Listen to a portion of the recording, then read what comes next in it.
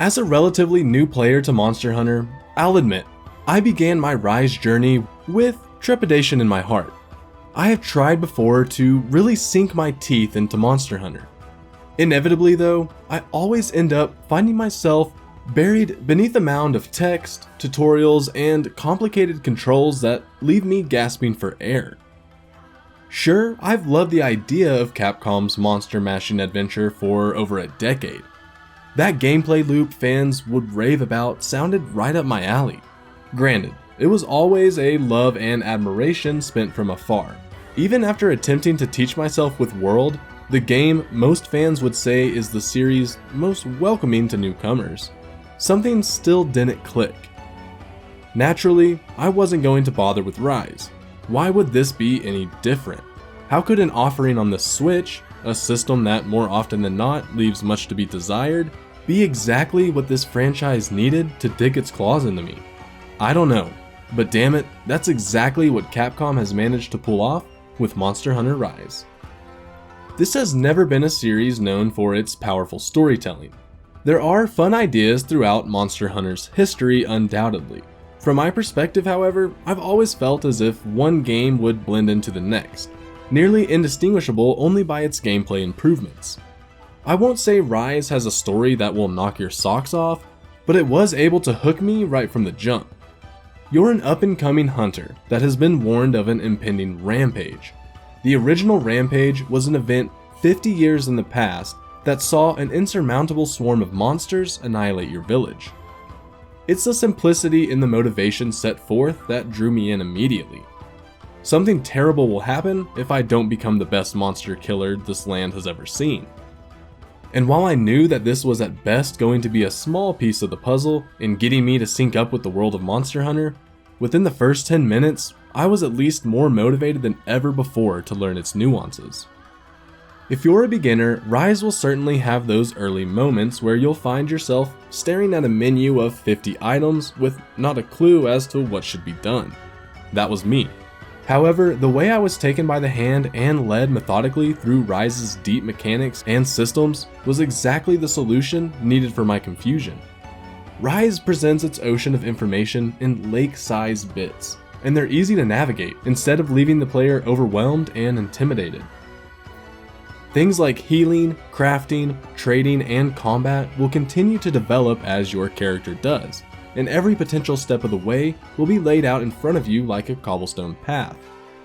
I haven't yet made a decision that I've come to regret, simply because Capcom did a tremendous job in making sure any novice will understand the consequences of their actions. In 20 hours of gameplay, there have only been 1 or 2 times I've felt like I was thrown to the wolves, so to speak.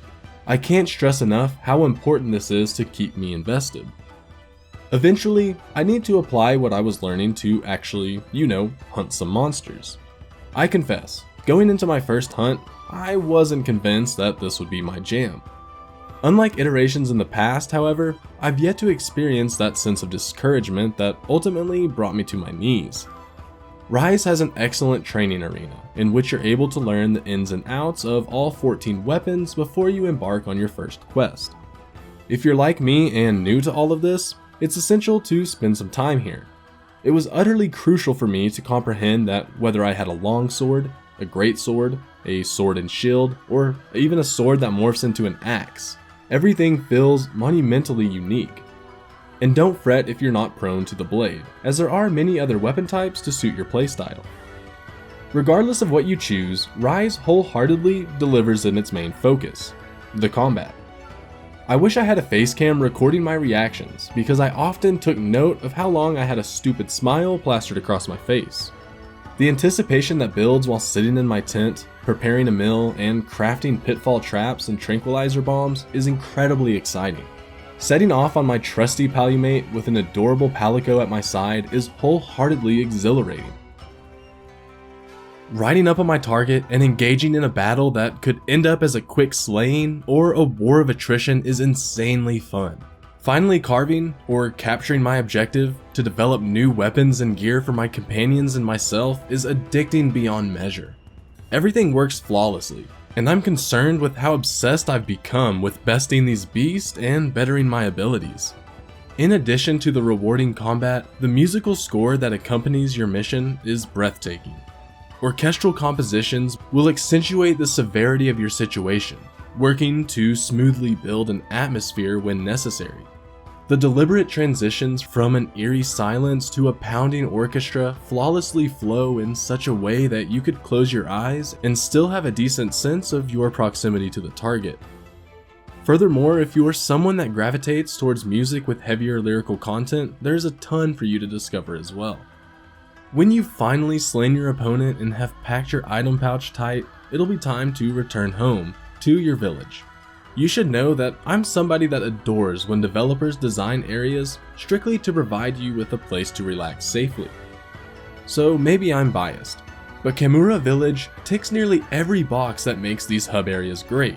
There's an abundance of space for you and your friends to sit, chat, eat, play games, and admire each other's hard-earned loot. There are private quarters for the player, and transitioning between areas occurs almost instantaneously. Everything in the town is crafted with love and care. I would have liked to have seen a minimap available while traversing this area, but that's a small nitpick in a phenomenal package. Of course, no game is perfect, especially games that come to the Nintendo Switch.